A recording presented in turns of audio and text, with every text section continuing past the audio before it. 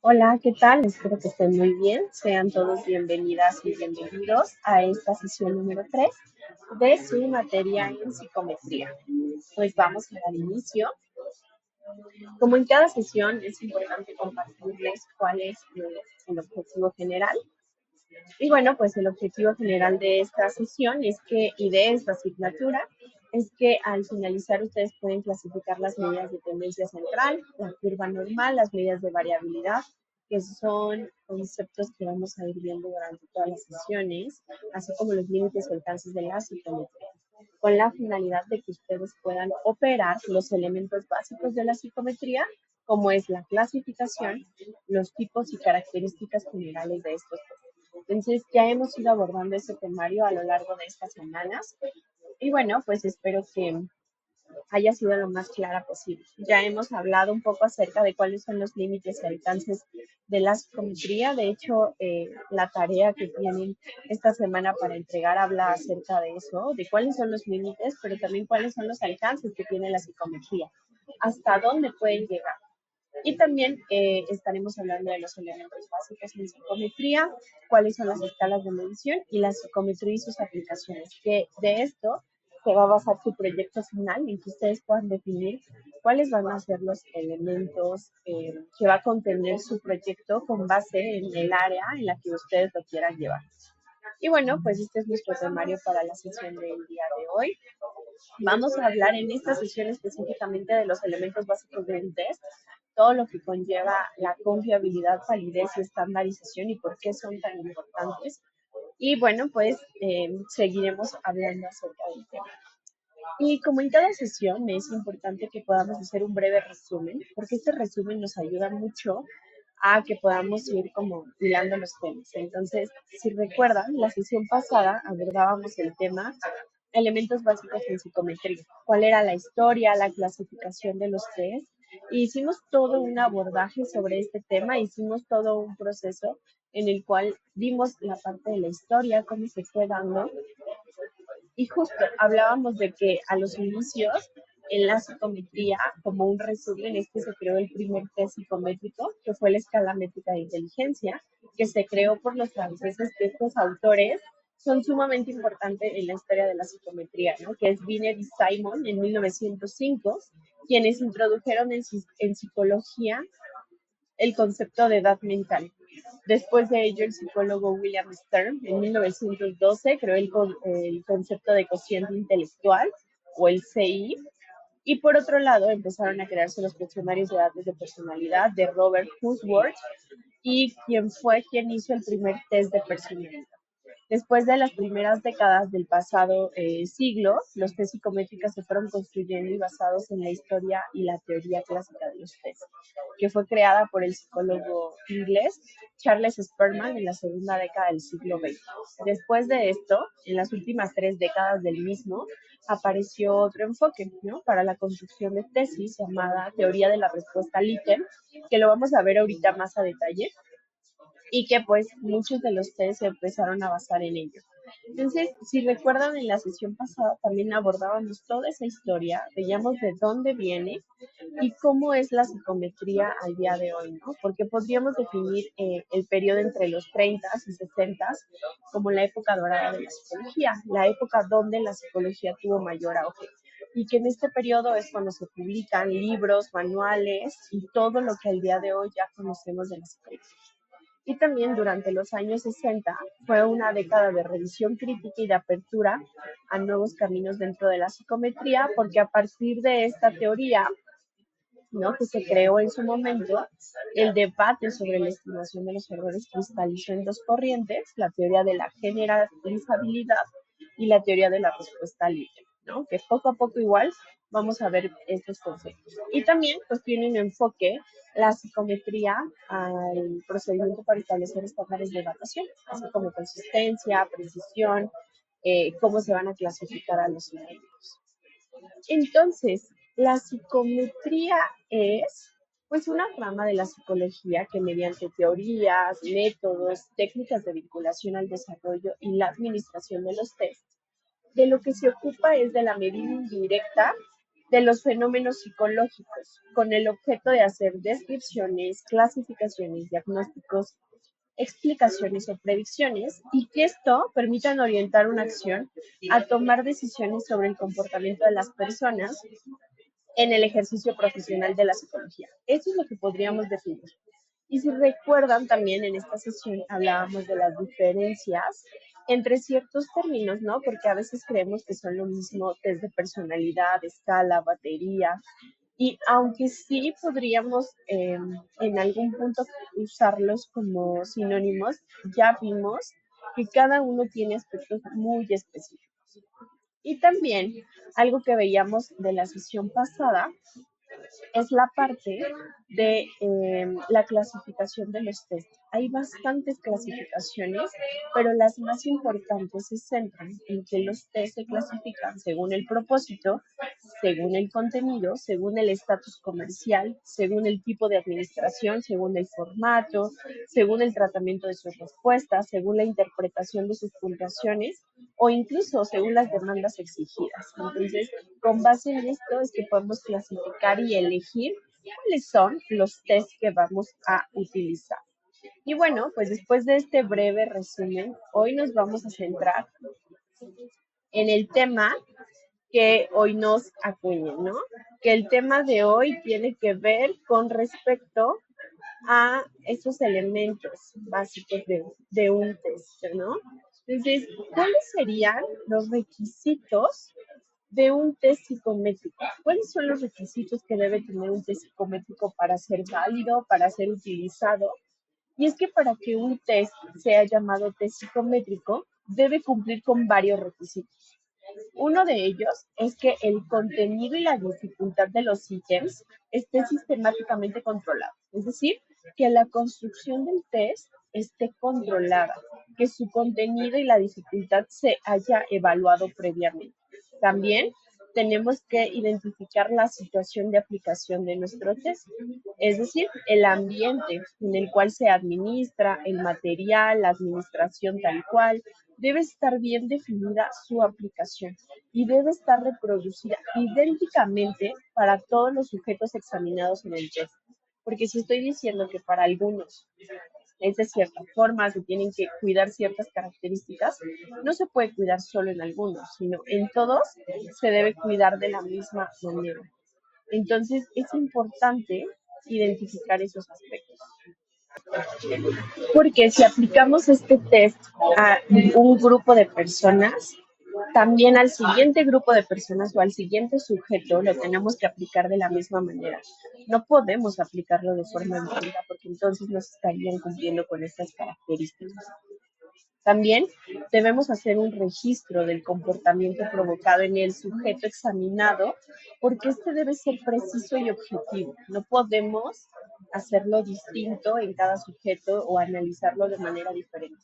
Las condiciones de cómo hacer este registro también deben estar bien definidas y deben ser cumplidas rigurosamente. Si yo voy a decir que voy a registrar el comportamiento cada 5 minutos, en todos mis participantes lo debo registrar cada 5 minutos, pero no en algunos cada 5, en otros cada 3. O sea, realmente tienen que respetar esto que yo mismo estoy asignando desde su creación, desde su construcción. Otro punto importante es el comportamiento registrado debe estar evaluado estadísticamente. Recuerden que la psicometría es un aspecto psicológico convertido en un valor numérico. Entonces la parte de estadística debe estar presente.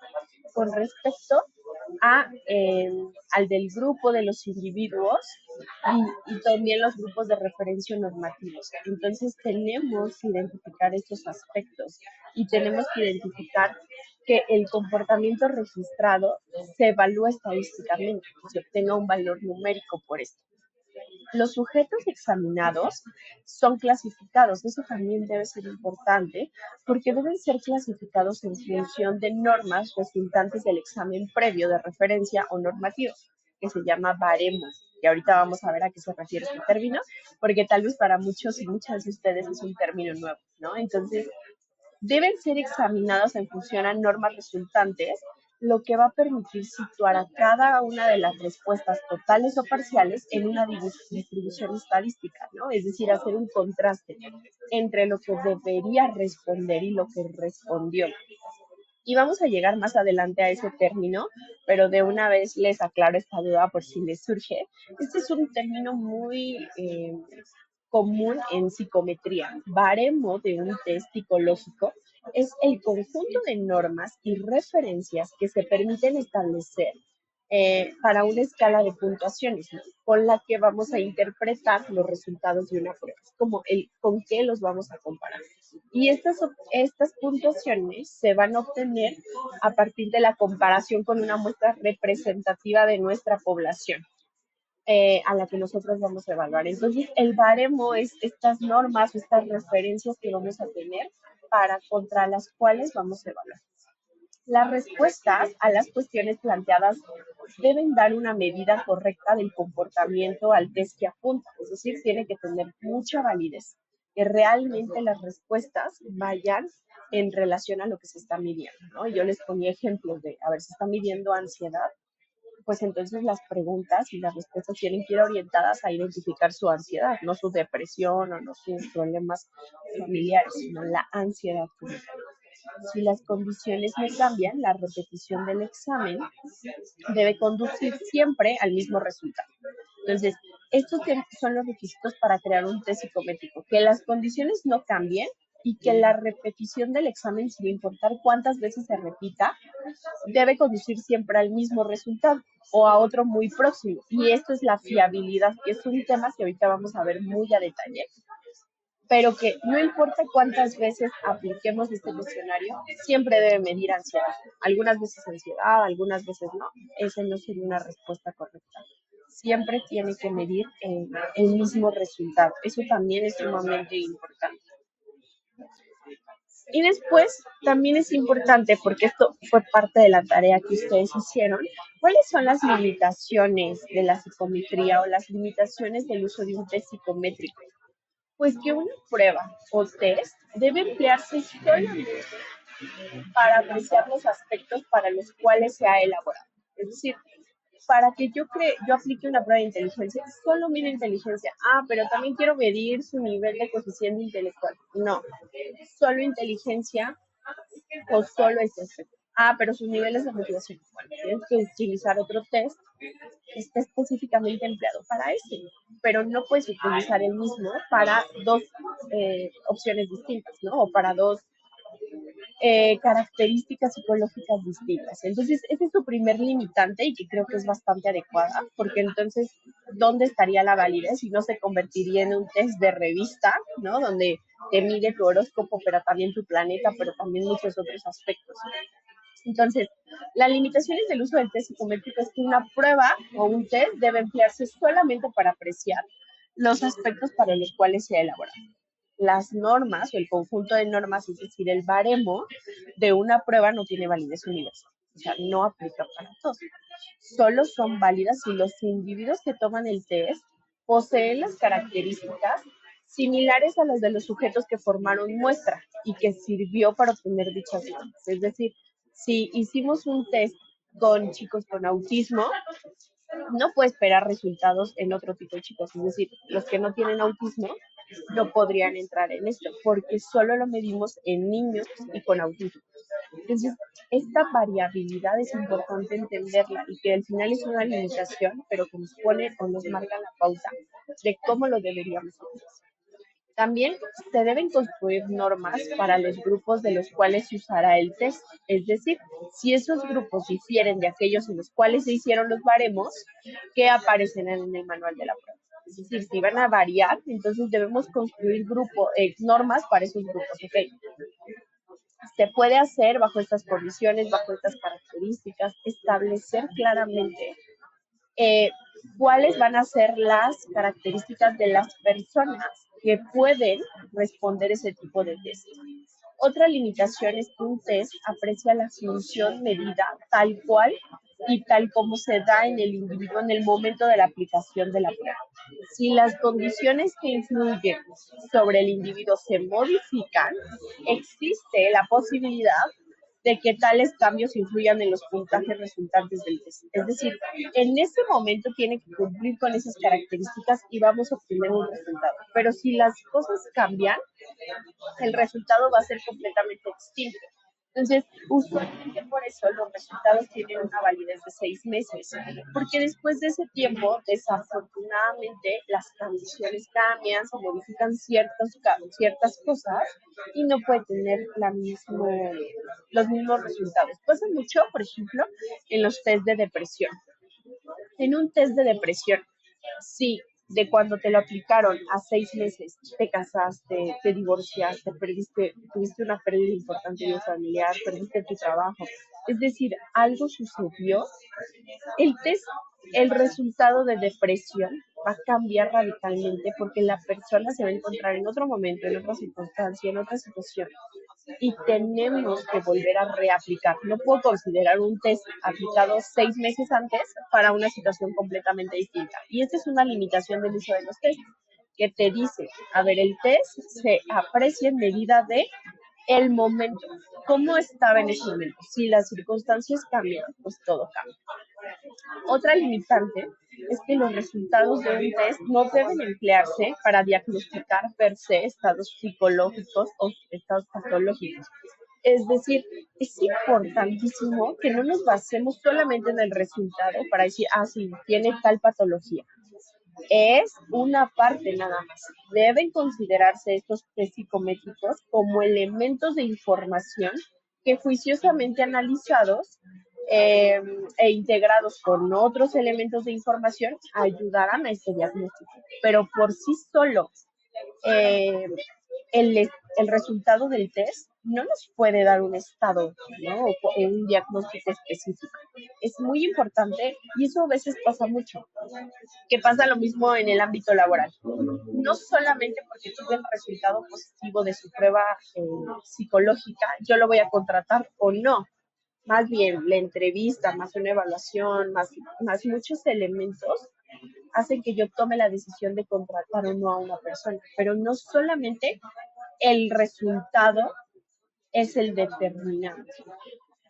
Otra limitación son las categorías descriptivas, es decir, que diga inteligencia muy superior, solo debe utilizarse para los test cuyo puntaje le dan ese origen. Por ejemplo, la tabla de categorías del test que se llama WISE solo debe ser utilizada con este test y no con otro. O sea, las hojas de respuestas, las hojas de aplicación, no podemos estar combinando test y entonces yo decir, ah, bueno, con esta hoja de respuestas utilizo otro, porque no sería apropiado, porque entonces estaríamos saliéndonos y estaríamos creando un error de medición. Así que es importante que respetemos los documentos, aunque, es que este otro test también mide inteligencia. Sí, pero no lo mide de la misma manera que este test. Entonces no podemos estar haciendo combinaciones. Eso es sumamente importante también. Y bueno, después de ver la parte de cuáles son las limitaciones, vamos a pasar a entender cómo el test psicométrico puede ser un auxiliar para una mejor toma de decisiones por parte del psicólogo. Y esto es muy importante explicárselos porque quiero que ustedes vean el alcance que tiene la aplicación de test psicométricos para nuestra labor como psicólogos, sin importar en el área en la que nos encontremos, ¿no? Porque como yo les decía desde el inicio, ustedes van a elegir el área en la cual van a enfocarse y van a aplicar esto de la materia, pero que puedan ver que en diferentes áreas también se puede aplicar. Y es que en su labor cotidiana el psicólogo debe tomar varias decisiones y el test psicométrico puede auxiliarle para hacer una mejor toma de decisiones en los siguientes campos. Por ejemplo, en la selección para la decisión consistente en aceptar o rechazar a un postulante o un solicitante, ¿no? Como yo les decía, cuando hacemos este proceso de selección, podemos hacer uso de un test psicométrico para apoyar a la decisión de aceptar o rechazar a un postulante. No solo basaremos nuestra decisión en esto, también será uno de los tantos aspectos a medir. En el proceso de clasificación, para tomar la decisión, es tomar el curso alternativo de acción que se debe investigar, ¿no? Entonces, ahí podemos identificar si tomamos una medida diferente hacia una investigación que estamos haciendo. En el diagnóstico, la decisión que se hace respecto al tipo de tratamiento pedagógico, psicopedagógico, psicológico a seguir, un test psicométrico nos ayuda a tomar esta decisión. En la investigación se utilizan los test psicométricos para tomar decisiones acerca de la elaboración de hipótesis, para ver la exactitud de la formulación teórica o hacer una recolección de información necesaria. Para eso se ocupan. Y en la evaluación, los test psicométricos ayudan en la decisión de otorgar una calificación que se merece un alumno o el punto hasta el cual va determinado procedimiento y ver si es o no eficiente. Ahí es donde se puede identificar. Entonces, como pueden ver, dentro de la labor que hace el psicólogo, sí para estas decisiones es sumamente importante y sí ayuda bastante. Entonces, tenemos que identificar el cómo lo hace. ¿Cuáles son los elementos o cualidades básicas que debe tener un test? Este punto es importante que lo establezcamos porque la elaboración de un test debe reunir dos características esenciales, además de otras, pero estos dos elementos o cualidades no deben faltar. Uno es la validez y otro es la confiabilidad, que también lo van a encontrar en muchos textos como fiabilidad, ¿no?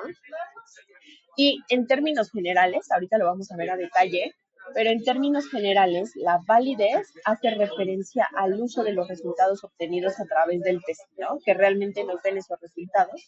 Y la confiabilidad a los errores cometidos en las mediciones realizadas por medio de esto, ¿no? Es decir, que el grado de error sea lo más mínimo posible. Y también hay otro término importante dentro de los test psicométricos y dentro de la psicometría que tenemos que tomar en cuenta. Y este término es la estandarización. Se llama así al proceso mediante el cual se establecen procedimientos unívocos para la aplicación, la calificación e interpretación de un test psicométrico. Es decir, estos procedimientos tienen que ser exactamente iguales en cualquier momento en que se estén aplicando estos test psicométricos. Cuando las condiciones de administración y calificación del test psicométrico están bien definidas y su utilización es idéntica en todos los sujetos examinados, por eso se llaman procedimientos unívocos, porque son idénticos para todos los sujetos examinados. Entonces, el aspecto más importante que queda por resolver es la interpretación de las puntuaciones logradas por los sujetos evaluados. Esta interpretación se realiza comparando el puntaje obtenido por el sujeto con las puntuaciones contenidas en el baremo o las tablas de normas. Entonces, a ver, ¿cuál es la puntuación que debería tener? ¿Cuáles son los puntos que se establecen? ¿Cuál es el puntaje del sujeto? Dice mi baremo que para tener inteligencia muy alta debe tener estos puntajes. ¿Qué puntaje obtuvo? Y entonces hacemos este contraste de la información. Y así es como vamos a obtener esta estandarización. Y como les decía, este término lo vamos a escuchar bastante porque es un término que en psicometría es muy utilizado, ¿no? El término baremo. Y es una tabla que sistematiza las normas, es decir, las afirmaciones estadísticas del desempeño de este grupo normativo en el test psicométrico, porque para crear un test psicométrico, primero tuvimos que habérselo aplicado a un pequeño grupo con ciertas características, ver esos resultados y tomarlos como nuestra referencia. Entonces, lo que hacemos es que este baremo es la tabla que sistematiza las normas y que transforma los puntajes directos en puntajes derivados que son interpretables estadísticamente. Al ser interpretables estadísticamente significa que nos van a dar un número, un valor numérico. Entonces, ¿cuáles van a ser los puntajes derivados? Pues hay dos puntajes. Uno son los percentiles, es decir, el puntaje derivado que transforma el puntaje directo en una escala de 1 a 100, ¿no? Entonces, en una escala del 1 al 100, ¿cuál es el puntaje obtenido y cuál es el término de cada uno? llamándose cada uno de los puntos un centil, ¿no? Entonces, eh, el percentil es llegar hasta el 100 y cada uno de los puntos se va a llamar centil. Un examinado que tiene un puntaje directo equivale al 80%, al percentil 80. Se dice que supera el 80% del grupo normativo en el aspecto evaluado. Entonces, vamos a comparar el aspecto versus lo que nosotros tenemos establecido. Y también el baremo o esta tabla de normas puede ser a través de puntajes estándar, que son aquellos que tienen como unidad o a fracciones en la desviación estándar. Por ejemplo, el puntaje de coeficiente intelectual, el puntaje eneatipo, es decir, la escala del 1 al 9, el puntaje decatipo es la escala del 1 al 10 y así, ¿no? Entonces, nosotros, este puntaje va a ser derivada a la edad mental. Entonces, 1 va a ser tal edad, 2 tal edad, 3 tal edad. Vamos a tener puntajes estándares. Ya lo vamos a ver mucho más a detalle, espero no confundirlos el día de hoy, pero todo esto lo vamos a ver con mayor detalle cuando entremos a la parte de sistemas de medición y medidas también. Entonces, ahí vamos a ver a detalle todo este punto. ¿Okay? Entonces, después de esto, vamos a ir a qué es la fiabilidad, ¿no? O confiabilidad, porque es un término que se ocupa bastante y que es un elemento fundamental para los test psicométricos. Bueno, pues en psicometría el concepto fiabilidad hace referencia a la precisión de un instrumento. ¿Qué tan preciso es? Concretamente, los coeficientes de fiabilidad nos informan la consistencia y la estabilidad de las medidas tomadas como dicha herramienta. Cuanta mayor sea la fiabilidad de un instrumento, menor será la cantidad de errores aleatorios, ¿no? O errores imprescindibles que aparecerán al utilizarlo para medir determinados atributos. La fiabilidad lo que hace es que excluye los errores predecibles, es decir, los que se hayan sometido a control experimental. ¿Cuáles pueden llegar a ser? Bueno, que no conteste correctamente, que haga ciertas cosas. La fiabilidad, entre mayor sea la fiabilidad, menor es el grado de error que se puede presentar. Y bueno, de acuerdo con la teoría clásica de los test, lo que nos dice es que la fiabilidad es la proporción de la varianza que queda explicada por las puntuaciones verdaderas. Así, la puntuación directa en una prueba se puede componer por la suma de los errores aleatorios y la puntuación verdadera. Es toda una fórmula que en su momento también vamos a ver, se los voy a explicar con mucho detalle para que ustedes puedan ver de qué se trata, pero al final es el menor error posible dentro de nuestra prueba, ¿no? Eliminar la posibilidad de un error aleatorio, un error no controlado. Y bueno, ¿qué compone a la fiabilidad? Los dos componentes principales de la fiabilidad son la estabilidad temporal y la consistencia interna. Y vamos a hablar de cada uno de ellos, porque la estabilidad temporal hace referencia a que indica que las puntuaciones cambian poco al medirlas en distintas ocasiones, ¿no? O sea, realmente el cambio es sumamente mínimo, mientras que la consistencia interna hace referencia al grado en que los ítems que componen el test miden el mismo constructo psicológico, es decir, que siempre van a medir la misma cualidad: inteligencia, personalidad, aptitud, actitudes de presión. Siempre van a medir la misma competencia. Eso tiene que ver con la consistencia interna. Por tanto, un coeficiente de fiabilidad elevado indica que las puntuaciones de una prueba fluctúan poco a nivel interno y en función del tiempo. Y en resumen, que el instrumento está ausente de errores de medición. Entonces, cuando hay una ausencia de errores de medición, es decir, hay fiabilidad. Esto es sumamente importante. Y vamos a hablar de otro término que también se escucha mucho, la validez. Y es que cuando hablamos de validez, nos referimos a si el test mide correctamente el constructo que pretende medir, si realmente mide lo que dice que va a estar midiendo. Y este concepto se define como la relación entre la puntuación obtenida de una prueba y otra medida relacionada, es decir, el grado de correlación lineal entre ambos elementos.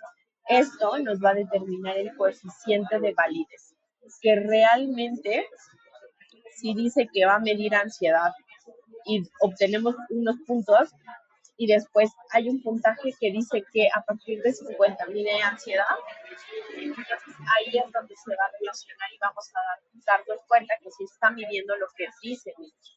Asimismo, en la investigación científica, una validez elevada indica el grado en que los resultados obtenidos con un determinado instrumento o en un estudio se puede generalizar.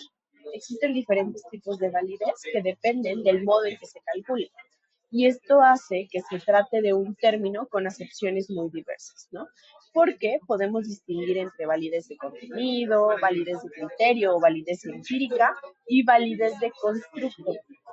Y vamos a ver cada una de ellas para entender a qué hace referencia. Demostrar la validez al final se refiere al grado en que la evidencia y la teoría apoyan la interpretación de las puntuaciones de los test para el propósito con el que son utilizados, ¿no? Para que realmente sean como es que se definieron. La validez de un instrumento va más allá de realizar un análisis, sino que realmente se requiere generar evidencia respecto a la validez relacionada con el contenido, con el criterio y con el constructo.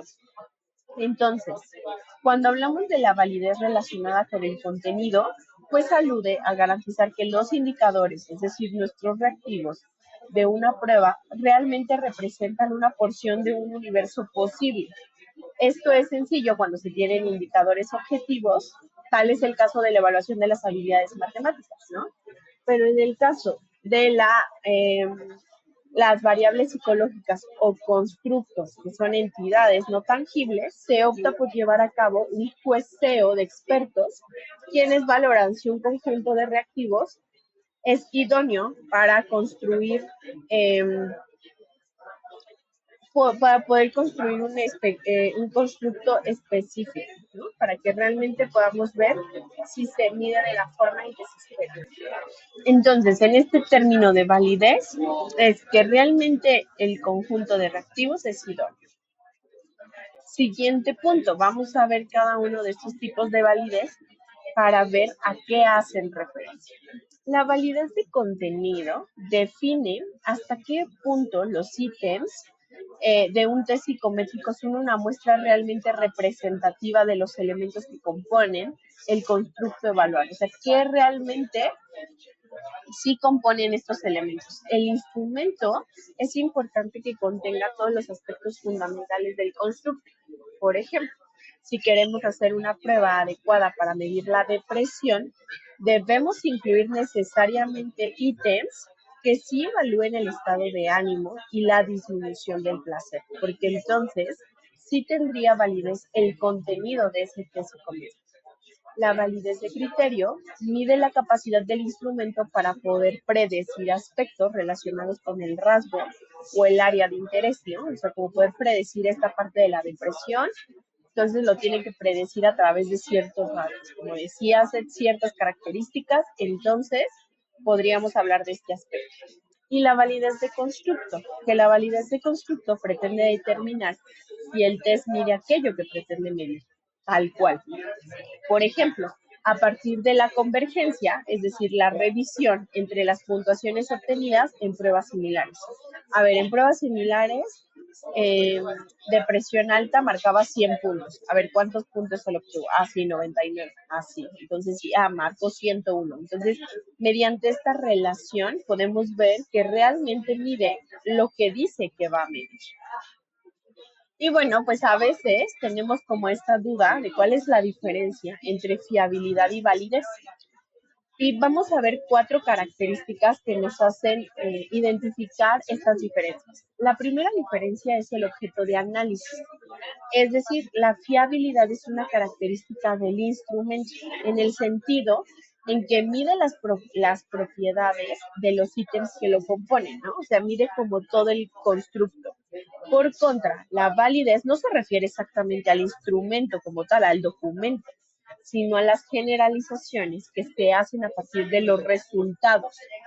Y es que la fiabilidad hace referencia al documento, al instrumento, y la validez hace referencia a los resultados. Esa es la primera diferencia. Segunda diferencia, la información que proporcionan. Se suele afirmar que la validez indica que una herramienta psicométrica mide realmente el constructo que pretende medir, ¿no? Entonces, si ya querías medir ansiedad, ahí está tu resultado, si mide ansiedad. Mientras que la fiabilidad se refiere a que si lo mide de forma correcta, pero sin errores. Es decir, no habla de resultados. Te dice, a ver, ¿mide ansiedad? Sí. ¿No hay errores? A eso hace referencia la fiabilidad. Otras de las diferencias es el modo en que se calcula. ¿Por qué? Porque para medir la fiabilidad se utilizan tres procedimientos. El primero es el método de las dos mitades, así se llama. El método de las formas paralelas es otro método de medir la fiabilidad. Y el test-retest, ¿no? Ahorita vamos a ver cada uno de ellos y a qué se trata.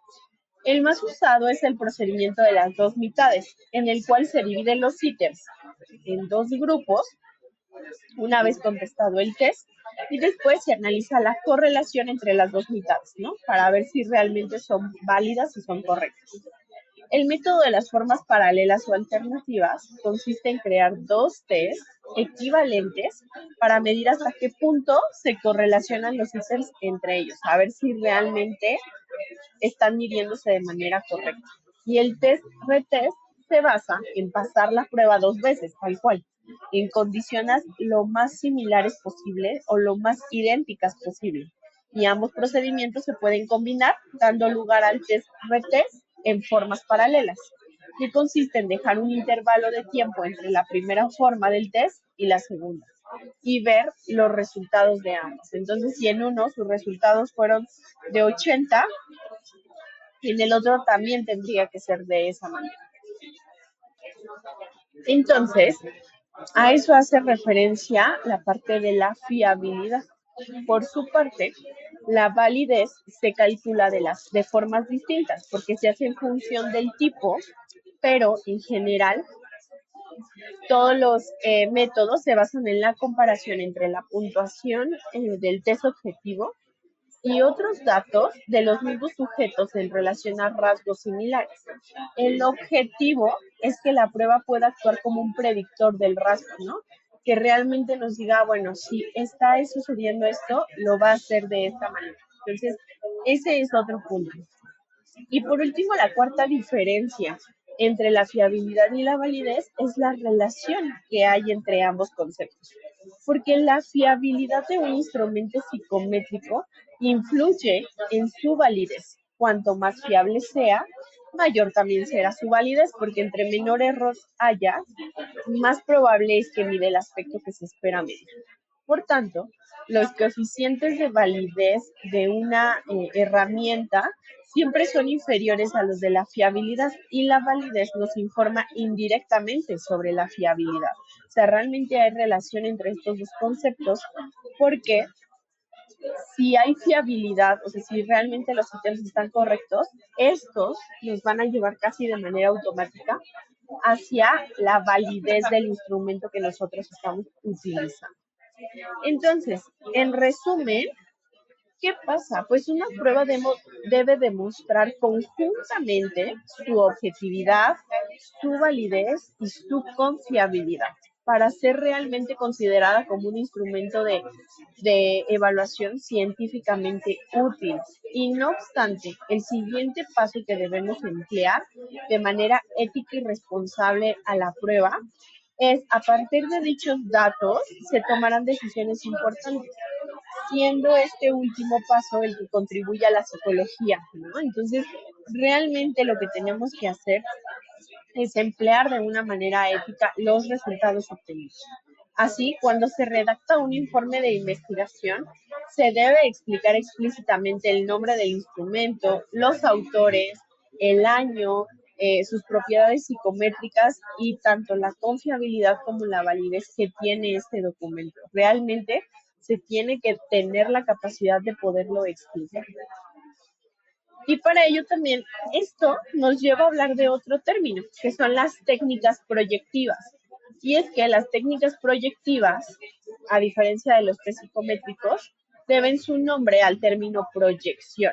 Es decir, es un término que fue introducido por Freud en 1894 y que hace referencia a que a una obra que él hizo después, vuelve a reelaborar en 1986, que se llama la neuropsicosis de defensa, donde ahí acuye el término de proyección como un mecanismo de defensa. Él dice que la proyección es un mecanismo de defensa. ¿Por qué? Porque desde entonces se define este concepto como el mecanismo a través del cual se atribuye a otros, pueden ser personas u objetos, sentimientos, emociones internas, represiones, y de ser concientizadas crean angustia, por lo que se exproyecta hacia otra persona, quedando librado el sujeto del estado de tensión de tales emociones. Entonces, en realidad lo que hace es proyectar. Frank formuló la definición que dice, cada individuo tiene un mundo privado que está estructurado de acuerdo con los principios organizativos de su personalidad. Y los test proyectivos estudian estos principios organizativos, inducen al sujeto a ponerlo de manifiesto en un papel, en un material estructurado, ¿no? Que si el sujeto puede llegar a incorporar a su mundo privado. Entonces, esto es sumamente importante entenderlo porque las técnicas proyectivas sí son muy similares a las pruebas psicométricas, pero van más enfocadas hacia cómo se siente la persona y cómo manda la información hacia el otro. Entonces, ese va a ser un término importante para que podamos diferenciar. Y después vamos a ir a las secciones o partes de un test psicométrico. Vamos a detallar lo que son las secciones o partes de un test psicométrico. Y tal cual, las partes de un test psicométrico son dos. Tiene dos partes, que es el test propiamente dicho, ¿no? Tal cual el test que tiene, y tiene un manual, que este manual ya tiene varias partes que vamos a estar viendo y que en su momento vamos a hablar de cómo construir un test, ¿no? A eso vamos a llegar, pero si hablamos propiamente de un test psicométrico que vamos a entregar, pues va a tener dos componentes, tal cual el test de aplicación, y este test va a tener un manual, el cual va a tener al menos estas partes. Debe tener la exposición de los objetivos de la prueba, es decir, hablar de qué mide, ya que generalmente empieza con un resumen mostrado de la ficha técnica, porque tenemos que crear una ficha técnica del documento. Entonces, lo primero es esta exposición de la información. Tenemos que hacer la descripción de las características estructurales de este test. Quiere decir sus partes y sus componentes. Se tiene que describir qué es lo que va a medir, cuáles son sus características, las partes, los componentes, toda la información relevante de este test psicométrico. Otra de las partes que debe contener el manual es información acerca del proceso de estandarización o tipificación, donde expliquemos cuál fue el grupo estándar o con base en qué se hicieron estos datos de referencia. También nuestro manual debe contener las instrucciones generales sobre la manera de aplicar o la manera de administrar la prueba, y también el tipo de población en la cual es aplicable, porque hemos visto al hablar de términos de validez y al hablar de confiabilidad o fiabilidad, la importancia que tiene explicar a detalle los temas y la población con la que se tomó la referencia. Entonces, tenemos que explicar qué debe ser, bajo qué circunstancias, a qué tipo de personas se le va a aplicar y cómo es que esto se va a realizar. Este punto también es sumamente importante. También tenemos que hacer la descripción del material de examen, tal cual el test, así como las instrucciones, pero ya de una forma detallada para ver cómo se debe aplicar el test o cada uno de los subtests que se vayan a trabajar. Entonces, ahí ya va una explicación muy amplia, muy detallada sobre cómo lo va a calificar el evaluado. También debemos proporcionar instrucciones para las valoraciones, es decir, cómo se va a calificar y cuáles deben ser las respuestas obtenidas en cada uno de los subtests, ¿no? Como cuáles son las respuestas correctas o qué se espera que responda el evaluado, ¿no? Entonces, ahí en esta parte tenemos que poner toda esa información. También es importante detallar cuál es la información estadística y psicométrica acerca de las propiedades de la prueba. ¿Y por qué es importante? Porque como instrumento de medida debe tener confiabilidad y validez. Entonces tenemos que explicar la información estadística que le compone. Y también las tablas de normas o baremos con los puntajes directos y convertidos para los diferentes grupos de edades o poblaciones, ¿no? Es decir, si responde tal cosa, ¿a qué corresponde ese puntaje? ¿Cuáles son nuestras poblaciones de referencia y los grupos normativos que hemos descrito previamente? Entonces, aunque son dos partes las que componen un test psicométrico, que es el test y el manual del test, sí es importante que garanticemos que toda esta información sea parte. Y bueno, pues también vamos a ir a hablar del diseño de este test psicológico o psicométrico. ¿Por qué? Porque es importante entender que para poder diseñar un test psicológico debemos comenzar con la identificación clara y precisa del constructo que se pretende medir. ¿Qué del atributo psicológico o qué del constructo psicológico voy a medir? ¿Qué es lo que se espera de este test? Ya que, pues este constructo puede ser tan amplio como la inteligencia general y solo medirla así, o tan específico como la ansiedad social, ¿no? Que ya tiene características muy puntuales para poderla determinar. Entonces, se llama constructo a este atributo que vamos a medir y tenemos que empezar por identificar qué es lo que queremos medir. Otro punto es que una vez definido este constructo, debemos desarrollar ítems o preguntas que representen las diversas facetas o dimensiones de este constructo. ¿Qué compone a la inteligencia? ¿Qué compone a la ansiedad social? Para poderlo medir, tenemos que identificar pues todas aquellas preguntas que nos van a llevar a identificar este valor. Otra parte importante a la hora de crear un test psicológico o psicométrico es identificar la práctica clínica. Es decir, los test son herramientas que sí son indispensables para la evaluación diagnóstica, el seguimiento del proceso terapéutica y también la planificación de las intervenciones psicológicas. Entonces, tenemos que identificar esta parte, porque en la investigación los test se utilizan para medir variables de interés, validar teorías psicológicas y comparar grupos de sujetos en estudios experimentales o correlacionales. Entonces yo tengo que identificar para qué voy a usar mi test, para una práctica clínica o para una práctica en la parte de la investigación. Y a partir de ello, determinar cuáles van a ser los ítems o las preguntas para yo poder entender este constructo. ¿Y cómo es el proceso de diseño y elaboración de un test? Bueno, pues el proceso de diseño y la elaboración de un test sí es la etapa más importante en una evaluación psicológica, sobre todo en el ámbito de la salud mental.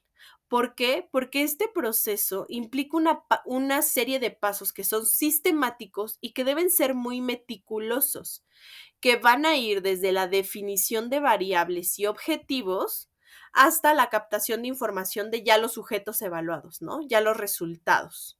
Y bueno, pues para hacer primero esta definición de variables y objetivos, que es la primera fase del proceso de diseño de test, lo que tenemos que hacer es definir clara y precisamente las variables o los constructos psicológicos que se pretenden medir, ya que estas variables pueden incluir aspectos como la inteligencia, la personalidad, la ansiedad, la depresión o cualquier otro trastorno mental específico o cualquier otro constructo psicológico específico. Nosotros vamos a determinar eso.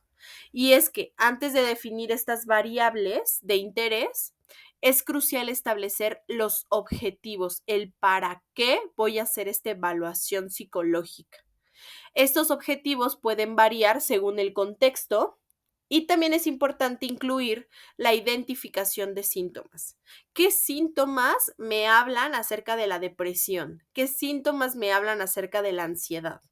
Entonces, es importante hacer una identificación y el diagnóstico de estos trastornos, ya que la evaluación del funcionamiento cognitivo emocional o cualquier otro, pues tiene que ver con esta definición de variables, el para qué lo quiero hacer. Una vez que entendí este punto, voy a desarrollar ítems, que este desarrollo de ítems es una etapa central en el proceso del diseño del test, porque al final los ítems son las preguntas, las afirmaciones o los estímulos que van a presentarse a los sujetos que van a ser evaluados, con el fin de medir las variables de interés. Y es fundamental que estos ítems o estas afirmaciones sean claras, precisas, relevantes y adecuadas para la población a la que se están destinando, ¿no? Que vayan muy personalizadas y que entendamos muy bien la población a la que vamos a aplicar. El proceso de desarrollo de los ítems puede involucrar diversas estrategias, como la revisión de la literatura científica, porque para entender qué preguntas hacer sobre ansiedad, tengo que primero entender qué es ansiedad, cómo se da, en qué momento se presenta, qué características o cuáles son esas señales que nos hablan de ese término. Entonces, previo a hacer preguntas, yo tengo que tener muy claro lo que quiero medir. La consulta de expertos también se vuelve importante porque ellos nos dan la pauta para saber lo que queremos y pueden identificar más fácilmente. La adaptación de ítems existentes, porque puede que cuando hagamos esta revisión de la literatura nos demos cuenta que ya existen preguntas o ya existen test enfocados a ello. Entonces lo tenemos que adaptar, pero a la población que ahora estamos midiendo. También la creación de nuevos ítems es sumamente importante y también es sumamente importante realizar pruebas piloto para evaluar la comprensión y la efectividad de los ítems antes de su inclusión final en el test, porque no podemos aplicarlo a un grupo si no tenemos una prueba piloto, si no identificamos previamente que sí funciona. Y es que durante esta etapa también se debe tener en cuenta las consideraciones éticas, ¿no? Como la garantía de la confidencialidad y el respeto por la autonomía de los sujetos evaluados. Y es algo que les he hablado en las otras sesiones sobre la importancia de no vulnerar a las personas que son evaluadas, que respetemos en todo momento a las personas a quienes les vamos a aplicar esos cuestionarios o esos test psicométricos. Ya que hayamos hecho esta prueba piloto, que hayamos identificado las preguntas específicas, vamos a hacer la captación de sujetos, ¿no? La captación de información de sujetos. Esto quiere decir que una vez que desarrollamos los ítems, ya se va a proceder a la captación de información. Y es que esta fase implica la administración del test a la población objetivo. Yo quiero aplicar este cuestionario a madres solteras, a niños, a adultos, ¿a quién le quiero aplicar este test? Y la recopilación de las respuestas obtenidas. Y es que al día de hoy ya existen diferentes métodos y técnicas para la captación de información de estos sujetos y que pueden variar según el tipo de test y también según el tipo de objetivos que se tengan para la evaluación. Estos métodos pueden ser o incluir la administración individual o grupal de un test, la aplicación en formato papel o formato digital, la entrevista estructurada o semiestructurada, y nosotros vamos a elegir con qué técnicas y métodos vamos a hacer la captación de la información. Durante esta fase es fundamental asegurar la validez y la fiabilidad de los datos recopilados, así como garantizar el cumplimiento de los estándares éticos y profesionales de la evaluación psicológica, porque no podemos cruzar estos límites de la confidencialidad solo por obtener información. Sí tenemos que cuidar a la persona que nos está proporcionando esta información. Y para ello lo podemos hacer a través de un escalamiento de ítems, ¿no? Que el escalamiento de ítems ya representa una fase crítica en el proceso de diseño y elaboración de un test en el ámbito de la salud mental. ¿Por qué? Porque esta fase ya implica asignar valores de escala a los ítems del test, pero esto de una manera sistemática y rigurosa. Es decir, pregunta uno, ¿cuánto vale? Pregunta dos, qué valor tiene? ¿Cuánto es que vale? Y es que lo que podemos hacer es ver cómo los métodos de escalamiento, así como la fiabilidad y la validez, son sumamente importantes en el instrumento. Estos procesos y métodos que podemos llevar a cabo es el proceso de escalamiento de ítems. Y es que se lleva a cabo esta fase después del desarrollo de los ítems del test, después de que entendí, apliqué e identifiqué qué preguntas deben ir. Consiste en asignar valores de escala a cada ítem con el fin de cuantificar las respuestas de los sujetos evaluados, ¿no? Darle un valor numérico. Este proceso se debe basar en métodos estadísticos psicométricos que han sido diseñados para garantizar la validez y la fiabilidad de los resultados obtenidos.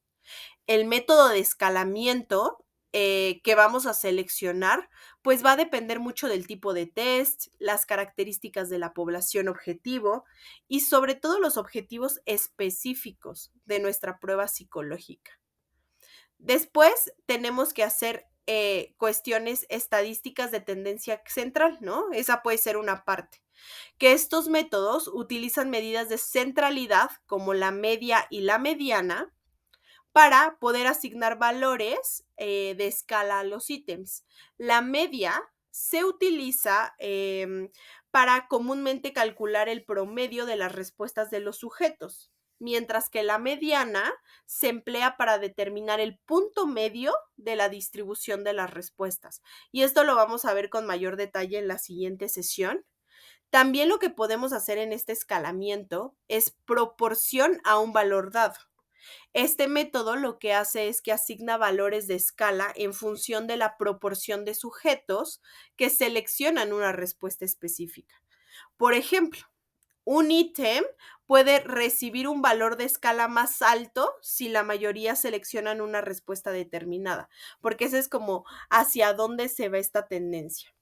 También podemos hacer escalas de puntuaciones típicas. Esto significa que estas escalas convierten las puntuaciones brutas de los ítems en puntuaciones típicas o estándar, lo que permite comparar los resultados de los sujetos con la población de referencia, y los valores típicos suelen expresarse en desviaciones estándar por encima o por debajo de la media. Esto no se preocupen, lo vamos a ver con mayor detalle en la siguiente sesión, lo vamos a ver muy específicamente a qué se refiere y por qué se trabaja de esta manera. Pero bueno, es este primer acercamiento. Entonces, ya para ir a este resumen, aquí les tengo 10 fases o 10 pasos para la construcción de un test. Lo primero que tenemos que hacer es generar un marco o crear un marco general, es decir, establecer las razones para el desarrollo y las explicaciones o especificaciones para el contexto de aplicación de este test. Lo segundo que debemos hacer es la definición de la variable que vamos a medir. Debemos revisar la literatura relacionada a la variable para poder delimitar de qué se trata, dimensionarla y definirla de forma operativa, ¿no? ¿Cómo es que se ejecuta? También tenemos que ver las especificaciones. Esto significa detallar aspectos relacionados con los requerimientos de aplicación del instrumento según el contexto. ¿Cómo lo tenemos que aplicar? ¿Qué respuestas esperan? ¿Cómo es que se ha construido? Toda la información específica relacionada a los requerimientos se tiene que colocar. Después de eso, tenemos que hacer la construcción de los ítems, que significa seguir las directrices de adaptación o de desarrollo, cumpliendo con los principios de representatividad, relevancia, entre otros aspectos. Después vamos a llegar a la parte de la edición, que la edición significa diseñar la primera versión del test con énfasis en su presentación y la base de datos con sus criterios de corrección y puntuación, ¿no? Entonces, en estos primeros 5 pasos podríamos pensar que son los más pesados o los más laboriosos, porque tenemos que explicar específicamente qué esperamos de este documento, de este test. ¿Por qué estamos utilizando las variables que estamos utilizando? ¿Qué explicaciones? ¿Qué preguntas se van a desarrollar? Y después de que tengamos esta parte, vamos a crear pruebas piloto o estudios piloto, donde vamos a examinar el funcionamiento general del test en una muestra elegida para evaluar y mejorar la calidad de los ítems, ¿no? A lo mejor cuando hacemos esta prueba piloto nos damos cuenta que hay aspectos que no habíamos considerado, situaciones, circunstancias, que hay preguntas que a lo mejor no se entienden o que no se especifican demasiado y entonces crean muchas dudas. Ahí es donde vamos a hacer este estudio piloto. También vamos a hacer la selección de otros instrumentos de medida para recoger evidencias de la validez con la medición de otras variables o de la misma variable con otro instrumento, ¿no? Entonces tenemos que hacer esta selección. Después de que ya tenemos esto, ya vamos a aplicar el test, es decir, seleccionar la muestra, evaluar y seguir las directrices para controlar la aplicación del test y el llenado de la base de datos. Una vez que ya hicimos esta aplicación, vamos a analizar las propiedades psicométricas. Analizar las propiedades psicométricas significa analizar los ítems, estimar la fiabilidad y encontrar evidencias de validez y construir los ítems. Y por último, creamos esta versión final de nuestro test, donde se elabora un informe de resultados y un manual con las características relevantes de la prueba, características que ya vimos justo al inicio de esta segunda parte para poder evaluar todo el proceso. Entonces, como ustedes pueden ver, la construcción de un test sí tiene que llevar estos pasos específicos, tenemos que ir poco a poco y hacerlo de manera muy sistematizada. Así que, pues por ahora, esto sería todo. Agradezco mucho su atención y nos vemos en la siguiente sesión. Hasta luego.